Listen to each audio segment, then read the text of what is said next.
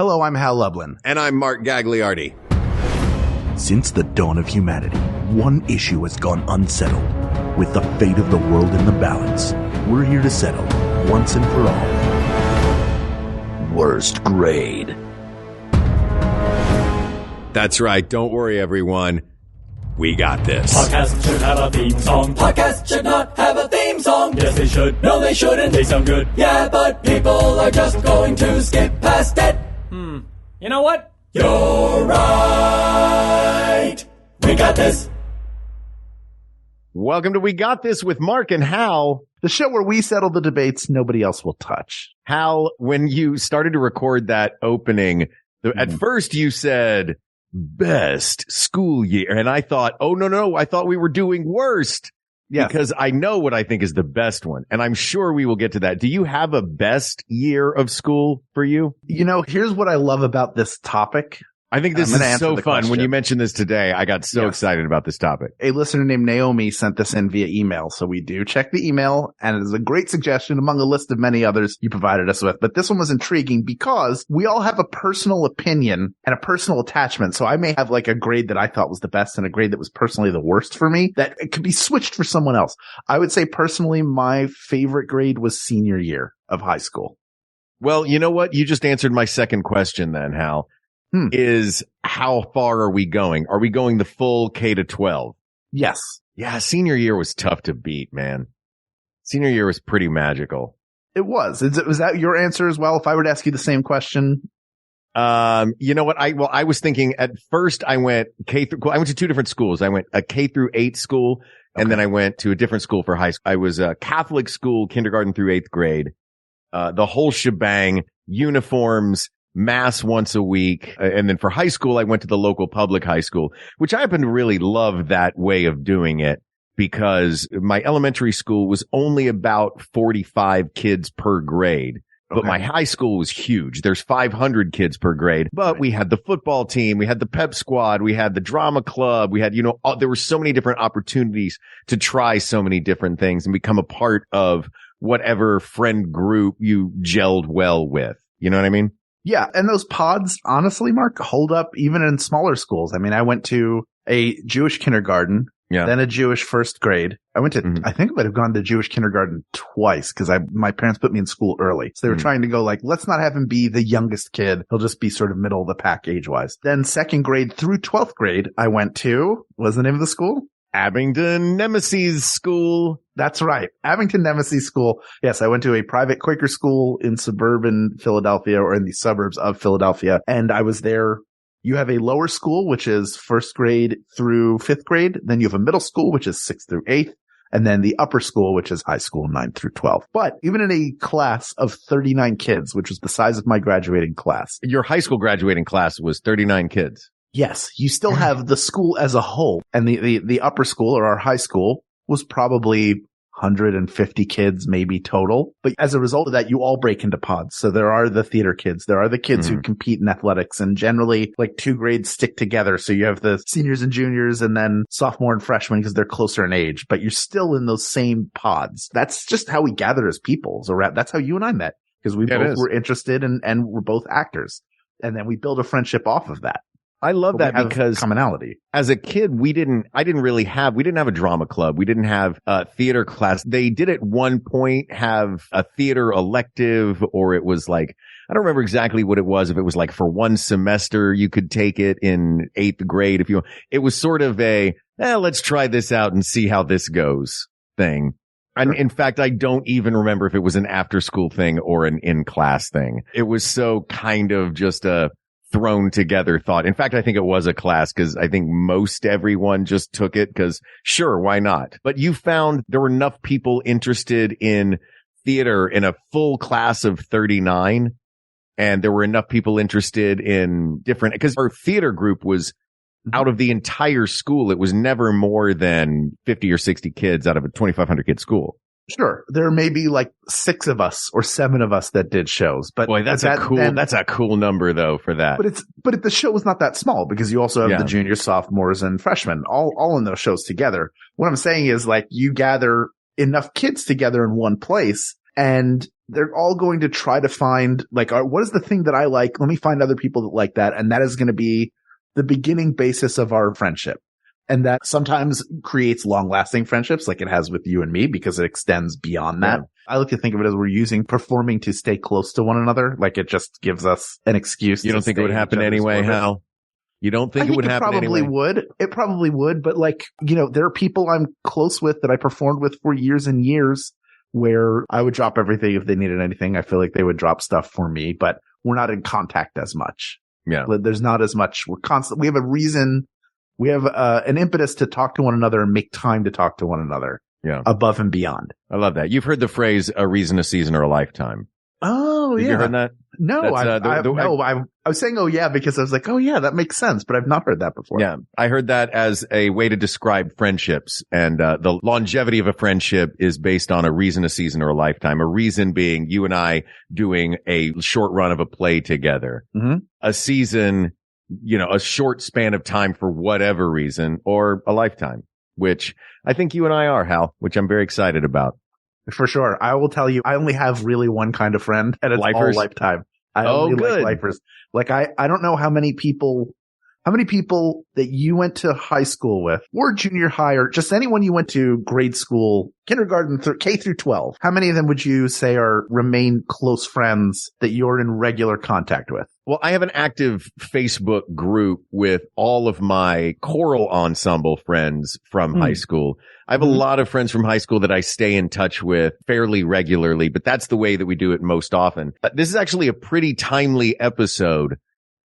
People of the world, if any of you will be in Knoxville, Tennessee on February 19th, I will be there doing a reunion concert for the 1995, I think, or 96 through 1998, 99-ish era of our choral ensemble. We are doing a reunion concert, Hal. I don't think I told you about this yet. No. Yeah, we're doing a straight up reunion concert, and it'll be really fun to see everybody come back together again after all that time. My buddy Brad, I was just at his wedding, recently in Cancun. My buddy Robert from our drama club, I see all the time. He lives downtown LA. He was my first roommate when I moved to town. Right. My friend Darcy, I talked to, Tex Lee, of course, like, those lifers, that you see all the time, usually based on some sort of shared geography. You know what I mean?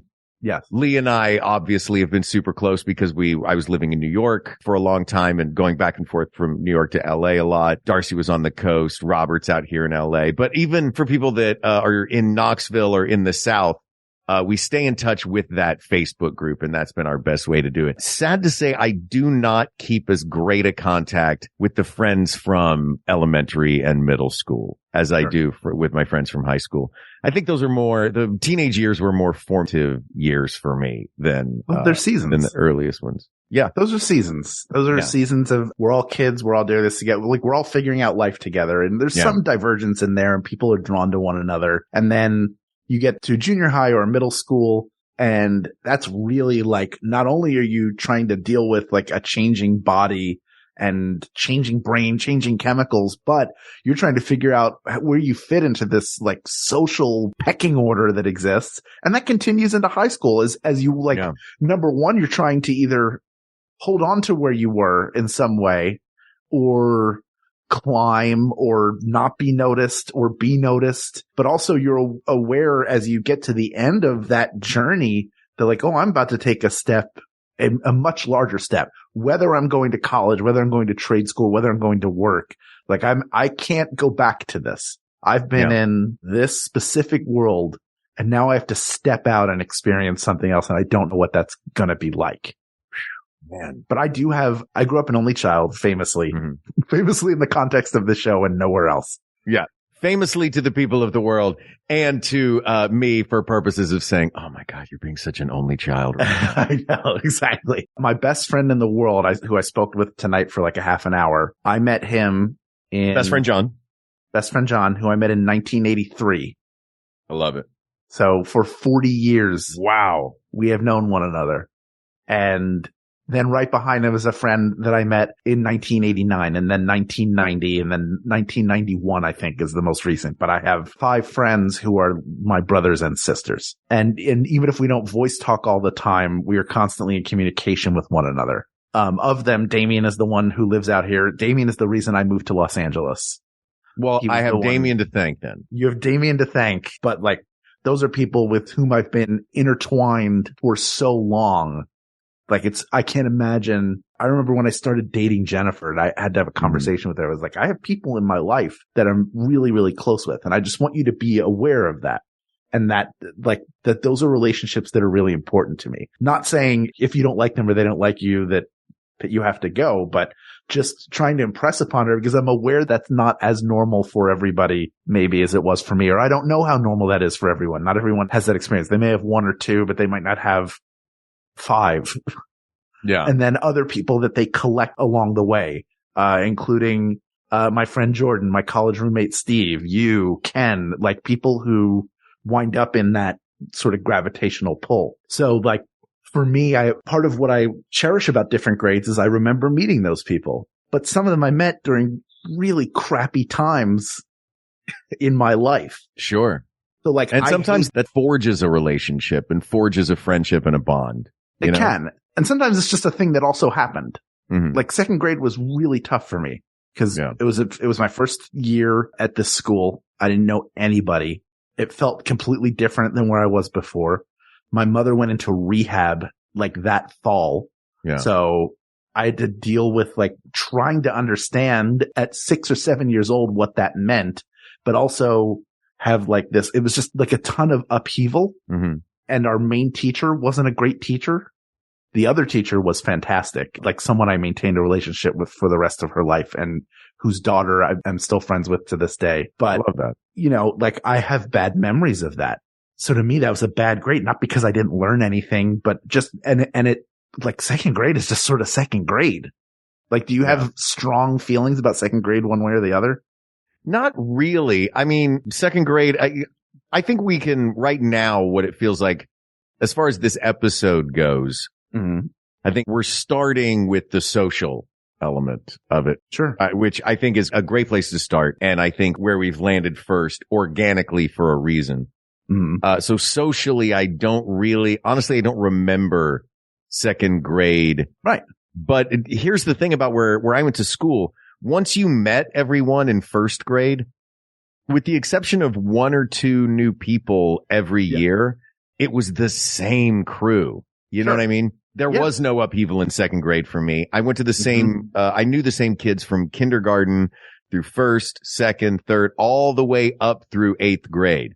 So we saw, like, I will be forever bonded to that crew because we saw each other at our most awkward and at our most vulnerable. You know what I mean? As little kids, you are babes in the woods, man. And, so like, there are people now that I see as an adult online or in life. And I remember, I could remember what their school picture looked. So there are people that I knew growing up from kindergarten through 8th grade. And I can remember what they looked like in all of their school pictures and what they all looked like in all of our big class photos. That would be a fun montage to do. Like, remember that Michael Jackson video, Black or White, where the faces all transformed at the end? If I could do that. There's gotta be like a TikTok filter that does that, right? Yeah. And just stack all 9 years of those K through 8. That would be amazing. I love that video was like, it took 900 engineers 20 years to make this technology. And now it's like, a filter, my phone does it. I don't like this one. I want cat whiskers. You can say that about anything. Our phones could, get us to everything that Apollo 11 could do. Our phones can do now. When I was a child, the phone had a dial. You put your finger in and made it go around. And then you had to wait, and then you did the next number. We called them rotary phones. When I was a child, the telephone was just a person, and you put your finger in their hole, and then they yelled real loud to the next town over. I didn't say which hole. Don't make that face. Now let me out of this cell. I didn't confess to nothing. I don't have a lawyer. I'm representing myself. Objection. So I wonder then, as we look at socially, what is the best year of school? It was the best year, and then finding the worst. That's how we're going to find the worst year. We keep forgetting this. I keep forgetting this is a because best. That's what happens. Like here's what I love. We're about so this. wired to find the best. That, and also I love that looking into our past, we're finding, like, we're hunting for bad stuff and instantly finding good stuff. I think that's great. That's keep worth forgetting this is the out. worst one. Yeah. Well, I'll tell you what. Let's recalibrate. Yeah. We'll take a break. And when we come back, we'll really dive into this and figure out what we're looking for, and then we'll find it, because we always do. In the meantime, the people who have Max Fun memberships are the ones that keep this show running month to month. And if you enjoy this show, you might enjoy some of the other wonderful shows on the Max Fun Network. You're going to get to hear a little bit about those. I can't predict the future. All I can do is look towards it. We'll be right back. Hey, let us guess. You love books, but wish you had more time to read. Or maybe you used to read a lot, but life has gotten in the way, kids, grad school, you name it. Maybe you don't know where to start, and bookish social media is overwhelming. How do people on TikTok read so many books? Oh my God, I don't know.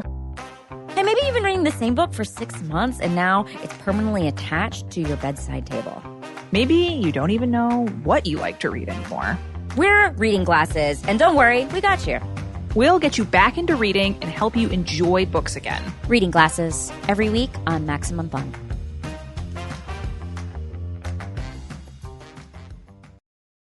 Which animal has the most bones? Why isn't Pluto a planet? Why are bees electrically charged? Let's find out together on our show, Let's Learn Everything, where we learn anything and everything interesting. My name's Caroline, and I studied biodiversity and conservation. My name's Tom, and I studied computer science and cognitive blah, blah, blah, blah. Did you? And my name's Ella, and I studied stem cells and regenerative medicine. On our show, we do as much research as you would for a class, but we don't get in trouble for making each other laugh. Subscribe to Let's Learn Everything every other Thursday on Maximum Fun. Okay, Hal, we got to talk about the worst. I know we're positive guys. Got to talk about the worst. So maybe the social factor is not necessarily going to be a thing, but I'll tell you what it's going to eliminate. It's going to eliminate the corners. It's going to eliminate 12th grade when everything has all come together and you've solidified your friend group. You've solidified your enemies list, maybe. The social extremes are not going to be our victor for the worst year. So that's going to be kindergarten and first grade, 8th grade and 9th grade. Those big transition years. You don't think 9th grade is? No, I think freshman. I switched. Schools but even at then, 9th grade. You switch into, we did too. Like, we weren't all, so I didn't like go to school in Little House on the Prairie. There were distinct buildings. You stayed where you were, and then eventually you went to the next area. So you wound up in high school. You but it was the same, but you were with the same kids, weren't you?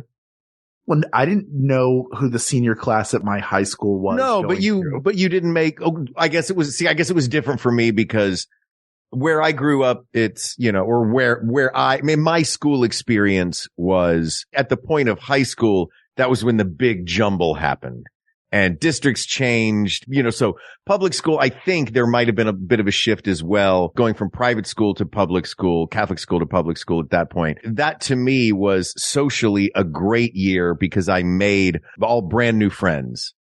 Were you bullied in school? No, not really. Yeah. So you had I went to a small school and got bullied like multiple times in different areas. Yeah, man, you've mentioned that before, and that I feel really bad for you for that. That sucks. Right. But not knowing when you get to 8th grade, when you get to 5th grade, when you get to 12th grade, you have ascended to the top of the mountain. Even if you are the least popular kid in your class, chances are that you have some status over people who are younger than you. You at least have that. When you go into a freshman year, or a 6th grade, not kindergarten, because you're too young, I think, to really figure it out. Like, anything that's going on there is just like, I don't like your red hair. Like, that's not based on anything, really. Even though that stuff could carry over to the teen years, too. Sure. But when you come in 6th grade and 9th grade, you're at these inflection points where you're expected to be, all of a sudden, to have made a big leap and be a lot older than you were. And yet, no matter how popular you were, no matter how good it was in the previous school, you have to start over. You get to start over, but you also have to start over. And so I think that makes those grades up. Now, my ninth grade was also terrible for different reasons, but part of that was like what I experienced was I came out of a great eighth grade year where I felt like, oh, I figured some of this out. And then I missed like the retreat at the beginning of ninth grade and I was like behind socially for the rest of the year, which is ridiculous. It's like 4 days. Yeah. But that just speaks to like even the friendships you thought you had have shifted. Because that jumble happens and everybody's resetting and figuring out, oh, where do I fit in all this? Do you think part of that has to do with the age? Because that's puberty, that's 13, Sure. Well, no, you were 13. What are you, Gary Coleman in that movie where he goes to college? I don't remember when that happened. With the 200 IQ, 12. With the 200 IQ or 180 IQ or whatever. No, you go into your freshman year when you're generally like 14 going on 15. No, that's, you're 18 when you graduate high school. So you're 17 when you come out of you're 13 when you graduate eighth grade. You're 14, 13 or 14, depending on how you were probably one of the younger kids in your class because you were a May birthday. Yeah. April. Yeah. Or April. Right. Sorry. I do know what your birthday is. How dare you? Was I 14? And now I'm getting this way off. What year did you graduate high school? 97. How old were you? 18. Exactly. So how old were you at the end of junior year? Oh, okay. Yeah. So you come you're 14 years old, which is top of the pecking order for a junior high. Yeah. Or so I guess puberty's early middle school. Obviously, I should point out at this point, it's been a long time since we were kids and, neither of us are parents. So we are doing this entirely from what may be fuzzy memories. I feel like some of those memories are burned more into my brain than yours. And it fascinates me the different childhoods that we had. Well, you and I eat different brownies, my friend. That's true. And in different amounts. That's true. When I make a brownie pan, if it's a long one, I never cut it into squares. I don't cut it into small squares. No, I just have giant brownie bars. Oh, I carve it up like it's the Risk board. And I go, well, I guess I'm going to have Kamchatka for dessert tonight. I just grab a huge hunk of it. Yeah. Look, you're supposed to get the whole continent. That's how you get extra pieces. Yeah, exactly. It won't, if I don't get enough brownie, it won't hold all this ice cream on it. Oh, if I get all of North America, I get 7 extra crumbs. My feet hurt. Yeah, so I think those periods are really, really difficult. The coming out of the school, I think, is generally better because you've had time there, you figured it out. Again, you're top of the pecking order, and then it resets.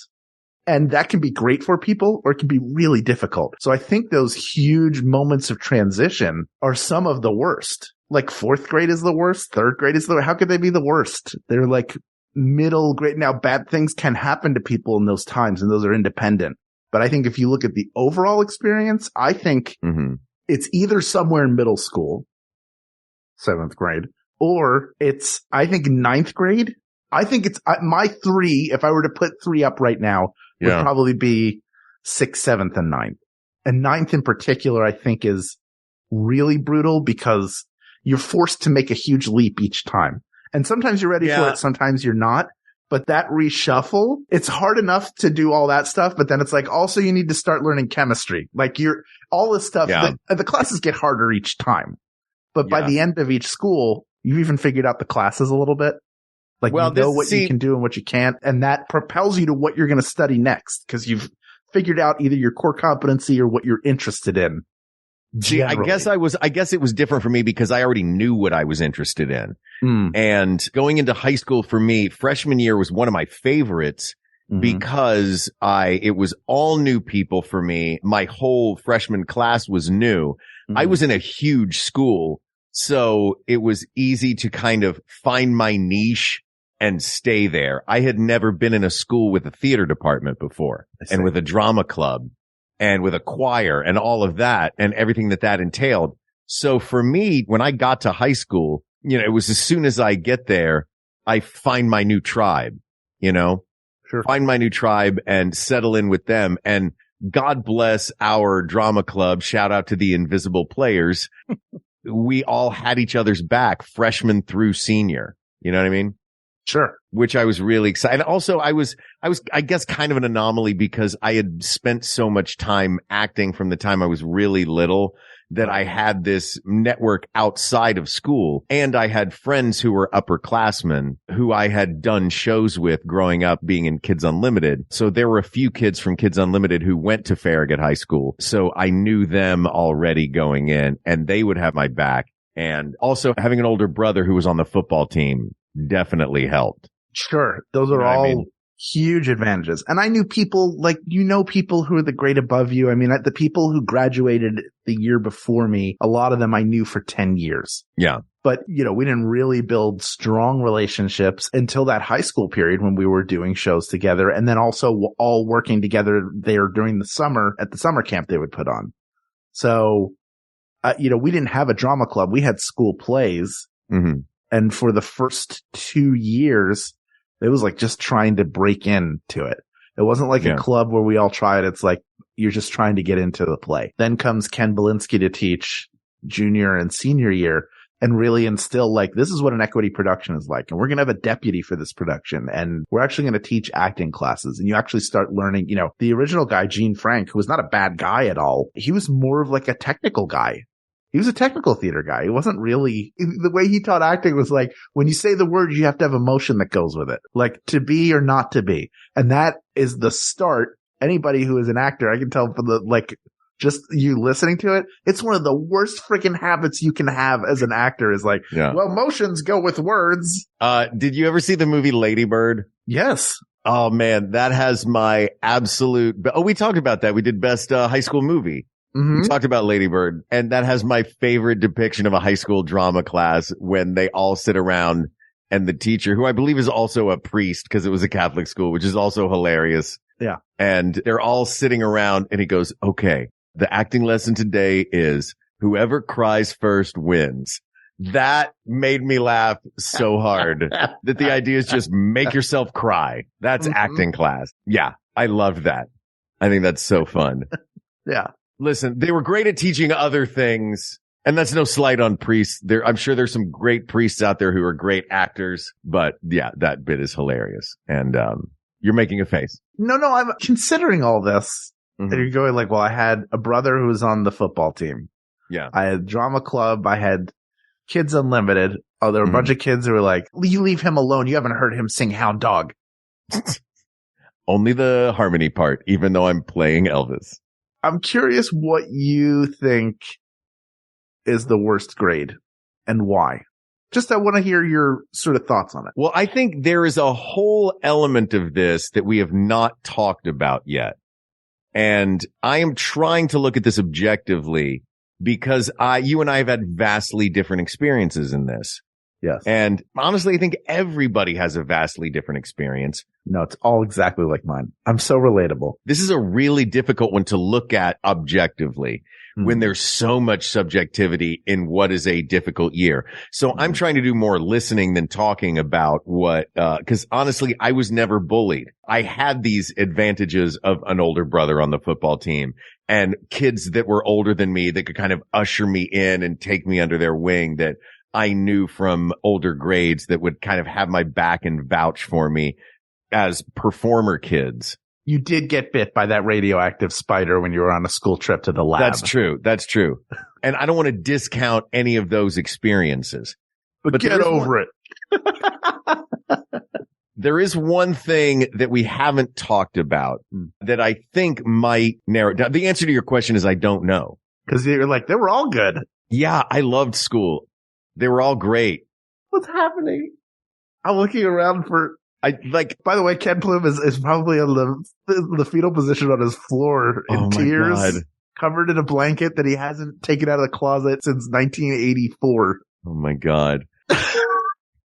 But I want to look a little bit just to give some sort of objectivity palate cleanser, I guess, as we sort of zero in and near the third act of this episode. Sure. I want to look at curriculum and what you learn in each of the individual grades. Oh. This is from a website, by the way, verywellfamily.com. Thank you for putting this together. I looked around for a little while and you guys were the most succinct and concise version of this that I found. The brief version, we can start with kindergarten, and that is learning the alphabet. You know what I mean? Learning the basic words. Science, you learn that plants and animals need to grow. You learn the major parts of the human body, and then you can recognize your name. So it's definitely not kindergarten because all of that sounds amazing. Yeah. Right? And then you develop throughout, your attention span increases. Social studies in first grade, you're learning about community. You learn in science the difference between earth sciences, life sciences, and physical science, air and weather, plants and animals, solids and liquids. What are you Hold about on. to say? Wait, you're rushing through this. Hold on. What was your GPA when you graduated high school? 3.63. Oh my God. You even like the classes. You're sitting here running through, trying to find a thing that you don't like. No, I was, you know what I realized all. here's what I was doing. Cause I knew where I was aiming with this, and I started doing a list, and I know you don't like me you don't like me being thorough. So I was trying to not be thorough. It's all you're doing is like, let me just blow through, and then you learn where your thumbs are. I was trying to go through it quickly. And I was trying to hit the highlights because you always hit the lowlights. It's the bad ones. So what was bad? What classes did you hate in high school? In high school in general, what classes did you hate? Was there a collection of classes, like the math classes, the science classes, the English or literature classes? Were there some that you just didn't connect with? That you, from your grade point average, would tell me that you connected pretty well with most of them. Yeah. I connected pretty well with the classes. I hated math class. Fourth grade math sucked. That was subtraction, division, multiplication? No, that was, advanced, fourth grade math. You're learning advanced multiplication, division, advanced fractions, and you're starting to get a little bit of algebra and geometry. You are? Did you go to Professor Xavier's school for gifted youngsters? No. Though we did have kind of two tracks, and I was on, the genius track. When I wasn't doing my shows tracks at the mall, I was in the advanced math track. Shut up.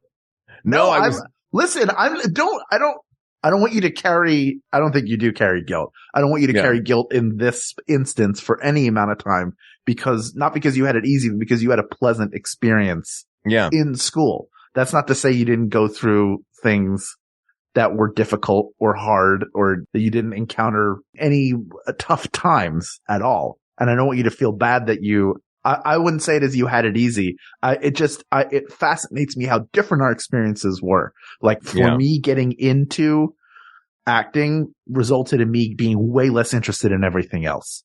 Mm-hmm. And if it wasn't something that came easily to me, there was a stretch in probably 9th grade where I just wasn't doing any of the work because I didn't like it. I hated it, and I didn't want to do the homework. I knew then what I wanted to do, but I didn't have the confidence to go after, I wasn't going after it in that way. I hadn't really done I didn't have an Amigos or a Kids Unlimited. Yeah. I was really doing, I had Cinekid, which nobody talks about anymore for, probably pretty decent reasons, but I didn't have. What is Cinekid?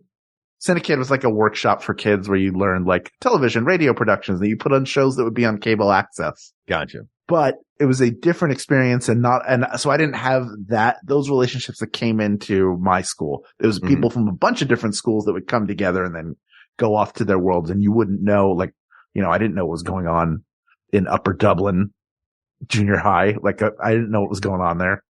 I didn't know what was going on in Upper Dublin either. So see, we're the same. We're the same, Hal. But I'm feeling like maybe I'm a little better equipped to figure out the worst. You kind of are.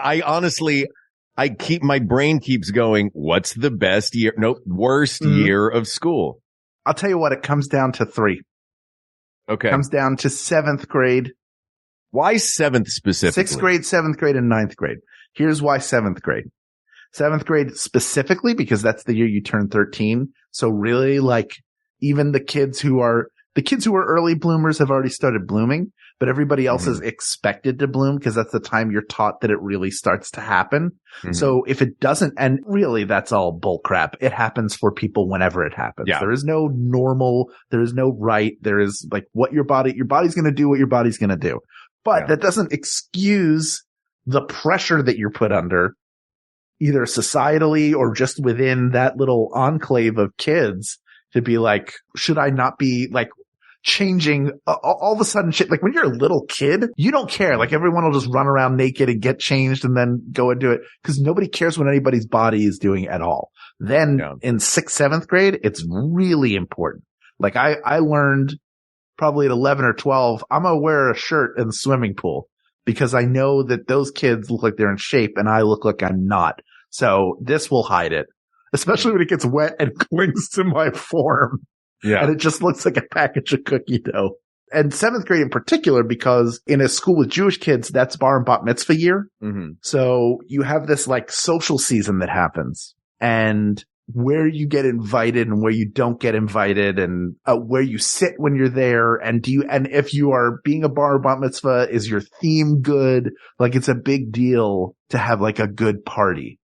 Yeah. And it's like the one night you're popular because you're the star of the show. But then the rest of the time it's like, oh, did I get invited to that one or can I go? Or like, it's just a very like high pressure situation. Was most of your social circle at that time because of the bar and bat mitzvahs? Because you were at a Quaker school, but being a Jewish kid at a Quaker school were a lot of us most were Jewish. Okay. So, we were like over 50% Jewish. But were there other kids in the neighborhood that didn't go to your school that you were close with through like the synagogue and the bar and bat mitzvah world that weren't at Abingdon Friends? No, I got bullied at Hebrew school. Oh, Jesus. That's why I stopped. I was like, I should get confirmed because after you get like bar mitzvah and then you do confirmation where you really like join the community. And I was like, I want to get confirmed. I did this. It's a big deal. I got my certificate of consecration. Now I'm going to go to confirmation classes. Number one, they bored me. Number two, I got teased by all the other kids. I don't remember having a friend. There's so many like 13-year-olds whose asses I want to whoop after this episode, Hal. You have no idea. Yes. It makes it sound like my entire childhood is me being pinballed around people's fists and feet, which isn't true. I wasn't getting beat up per se, not often, but it's more like the psychological torture is worse. It's the being made to feel outside, and you're way more vulnerable to that in a 6th or 7th grade or in a 9th grade where you're getting into high school. Like you could also say, hey, by the time I get to 12th grade, whatever it is magnified. Something has been magnified. For me, it was performing. Like I found my skin, what I was good at, what I loved doing. That I knew, like I had an identity by then, but I was still figuring it out.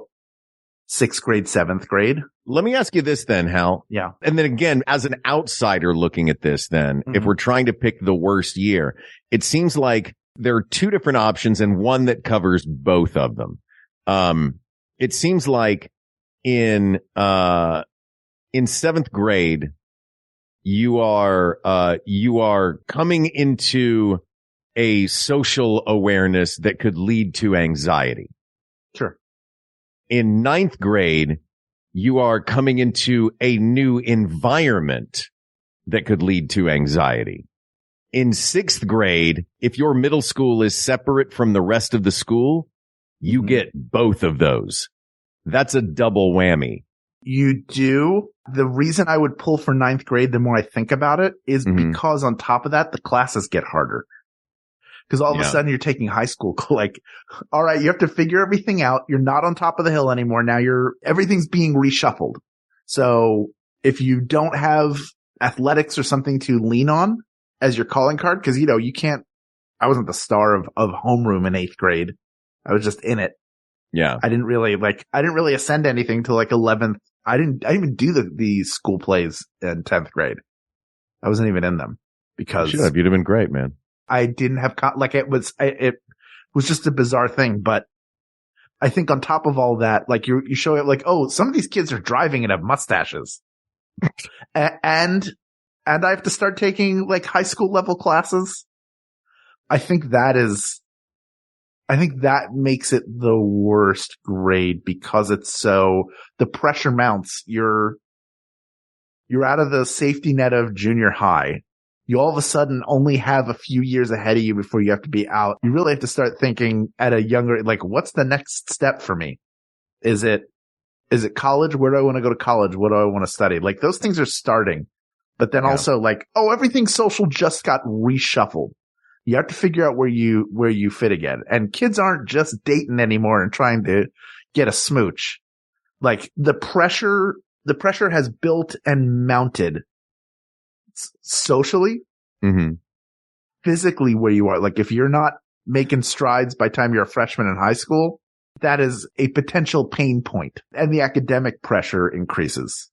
Yeah. So I think it's the 9th grade. Yeah, I can see that. Like I said, my experience was different in that it was so brand new to me, and I had elders ushering me in and guiding me through it. But even with that, I remember 9th grade and the stresses of that. It was not all yellow brick roads and candy canes and Broadway musicals.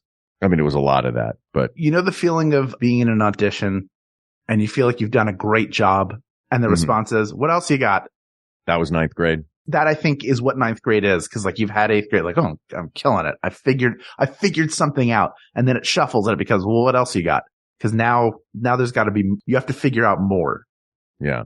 So I think it's 9th grade. Are you comfortable with that? I feel like whatever I say, you're going to be comfortable with because I have cornered the market on worst experiences between the two of us in this instance. Yes. When we do the worst Hangover episode, you're going to have to take my word for it. Hangover 2, because it feels like Hangover 1, but not as good. It's 9th grade. People of the world, we all have different school experiences. And I hope that your experience was closer to Mark's than to mine. And look, if you had experiences like mine, that's okay too. I hope you are able to process and work through them, because that is important. And that is something I have learned, especially the last couple of years, just how important that is. So everybody's going to have a different worst year, but I think on the whole, 9th grade is the worst of them all for the number of changes that are happening that you have to roll with. And if any one of them is off a little bit, it can make the struggle a lot greater to get to where you're more comfortable. And if you knew who you were then, I think that is awesome and I am thrilled. But 9th grade is the worst grade. Thank you for asking, Naomi. This one is asked and answered. This topic is closed, but there are many more topics to discuss. So please reach out to us on Twitter at WeGotThisTweets, or you can email us at WeGotThisPodcast@gmail.com, or head to our Facebook group. Let's all just talk about school, get it out. Share it. It's better that way. Facebook.com/groups/WeGotThisPodcast. Thank you to producer Ken Plume, who probably feels like he's been working on this show since high school. You can follow him and support him, all the wonderful things he's doing, at Patreon.com/Ken Plume, including Force 5. I am in the midst of the latest episode with Toy Polloy, who's a guy who he finds like damaged Star Wars toys and fixes them. And just the conversation about what that means in the collecting community was very interesting to me. So please watch that. I know you'll enjoy it. Thank you also to researcher Kate McManus, graphic designer Uri Kelman, and QA engineer Jen Alba. And thanks, of course, to our musicians, Jonathan Dinerstein and Mike Furman, for our score and theme song, respectively. And thanks to you, the people of the world, who many of you we met when we were freshmen over 400 episodes ago. Started off a little awkward. The bar got raised. The classes got harder. We didn't know where this was going, but now, as we're well into our sophomore season of the show, thanks for sticking around with us. And we wouldn't be here doing the show without you. We couldn't be here doing the show without you. So yeah, it's fun to go on this journey with you. Thank you. Thank you. Thank you. For Hal Lublin, I'm Mark Gagliardi. For Mark Gagliardi, I'm Hal Lublin. And don't worry, everybody. We got this. We got this. MaximumFun.org. Comedy and culture. Artist owned. Audience supported.